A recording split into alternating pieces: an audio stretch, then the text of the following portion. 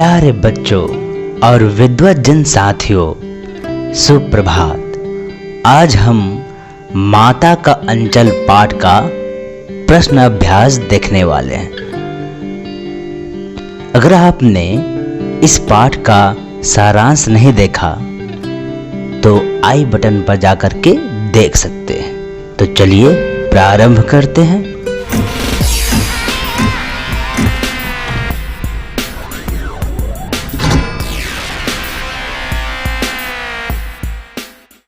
माता का अंचल। प्रश्न पहला।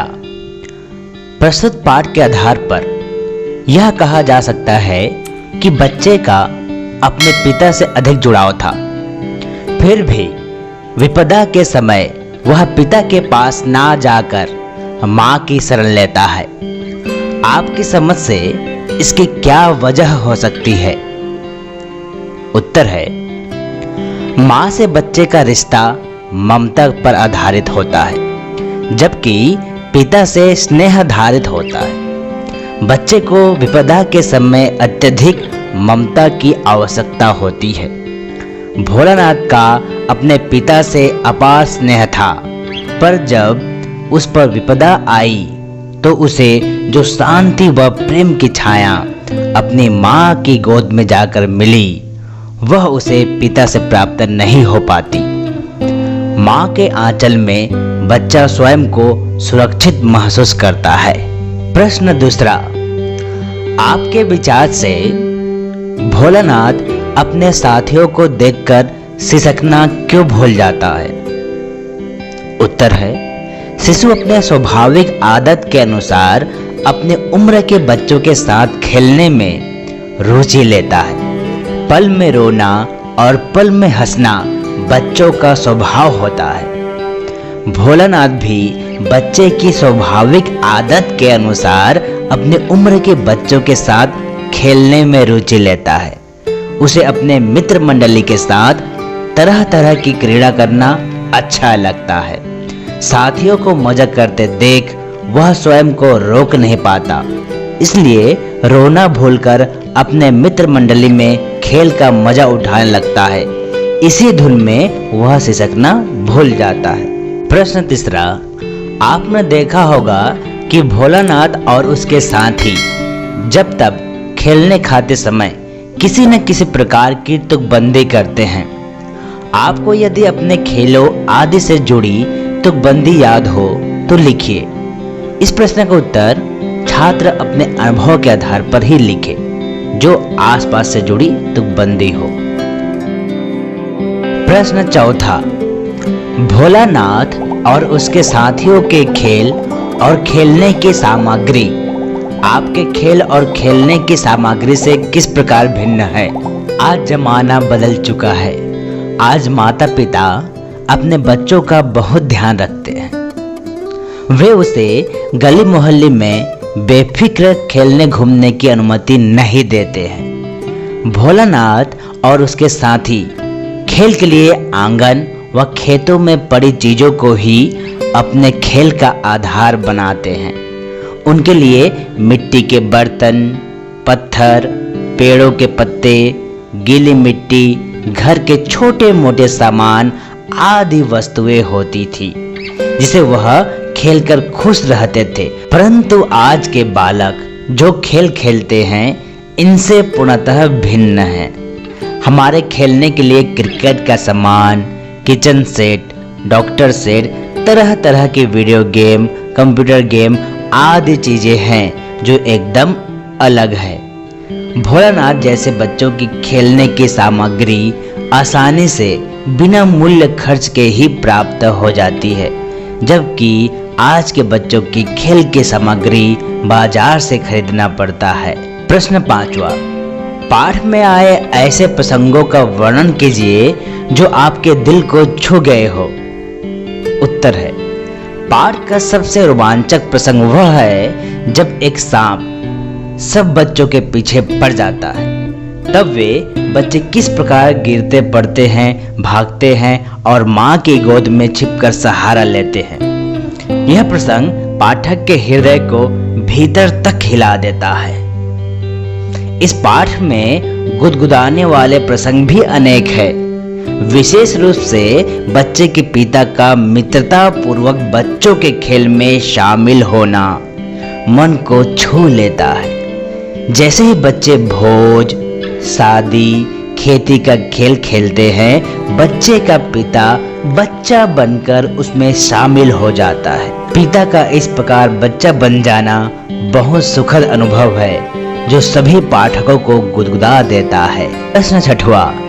इस उपन्यास अंश में 30 के दशक की ग्रामीण संस्कृति का चित्रण है।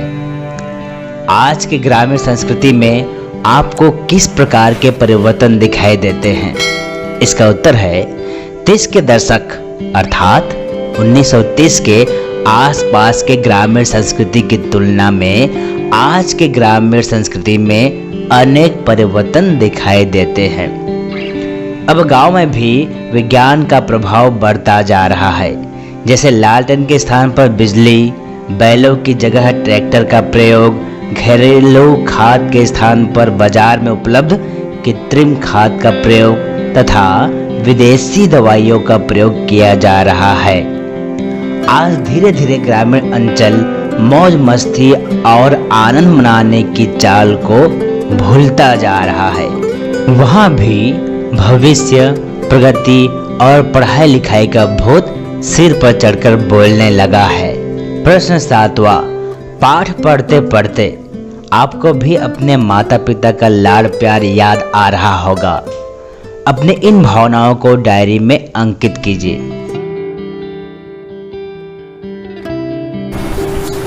प्रश्न 8वां। यहाँ माता पिता का बच्चे के प्रति जो वात्सल्य व्यक्त हुआ है उसे अपने शब्दों में लिखिए। उत्तर है, पिता का अपने साथ शिशु को नहला धुलाकर पूजा में बैठा लेना, माथे पर तिलक लगाना, फिर कंधे पर बैठाकर गंगा तक ले जाना और लौटते समय पेड़ पर बैठाकर झूला झुलाना कितना मनोहारी दृश्य उत्पन्न करता है। पिता के साथ कुश्ती लड़ना, बच्चे के गालों का चुम्मा लेना, बच्चे के द्वारा मूछें पकड़ने पर बनावटी रोना रोने का नाटक और शिशु का हंस पड़ना अत्यंत जीवंत लगता है। माँ के द्वारा गोरस भात, तोता मैना आदि के नाम पर खिलाना, शिशु का श्रृंगार करना और शिशु का विपदा के समय माँ की गोद में जाना अद्भुत दृश्य को प्रकट करता है। प्रश्न 9वां। माता का अंचल शीर्षक की उपयोगिता बताते हुए कोई अन्य शीर्षक सुझाइए। इसका उत्तर है, लेखक ने इस कहानी का नाम माँ का अंचल उपयुक्त रखा है। इस कहानी में माँ के आंचल की सार्थकता को समझाने का प्रयास किया गया है। भोलानाथ को माँ और पिता दोनों से बहुत प्रेम मिला है। उसका दिन पिता की छत्र छाया में ही शुरू होता है। पिता उसकी हर क्रीड़ा में सदैव रहे, लेकिन जब वह सांप को देखकर डर जाता है तो वह पिता के स्थान पर माँ की गोद में छिपकर प्रेम और शांति का अनुभव करता है। माँ पुत्र की पीड़ा को देखकर अपनी सूझबूझ खो देती है। वह बस इसी प्रयास में है कि वह अपने पुत्र की पीड़ा को समाप्त कर सके। माँ का यही प्रयास उसके बच्चे को आत्मीय सुख व प्रेम का अनुभव कराता है। इसके लिए एक उपयुक्त शीर्षक और हो सकता था, माँ की ममता, क्योंकि कहानी में माँ की ममता ही प्रधान है। प्रश्न 10वां। बच्चे माता पिता के प्रति अपने प्रेम को कैसे अभिव्यक्त करते हैं? उत्तर है, बच्चे माता पिता के प्रति अपने प्रेम को विभिन्न तरीके से अभिव्यक्त करते हैं। पहला, माता पिता की गोद में बैठकर या पीठ पर सवार होकर, माता पिता के साथ विभिन्न प्रकार की बातें करके। तीसरा, उनके साथ रहकर और उनसे जिद करके। चौथा, उनकी सिखाई हुई बातों में रुचि लेकर। पांचवा, माता पिता के साथ नाना प्रकार के खेल खेलकर इत्यादि। इस पाठ में बच्चों की जो दुनिया रची गई है वह आपके बचपन की दुनिया से किस तरह भिन्न है? इसका उत्तर देख लेते हैं। यह कहानी उस समय की कहानी प्रस्तुत करती है जब बच्चों के पास खेलने के लिए अत्यधिक साधन नहीं थे। वह लोग अपने खेल प्रकृति से ही प्राप्त करते थे और उसी प्रकृति के साथ खेलते थे।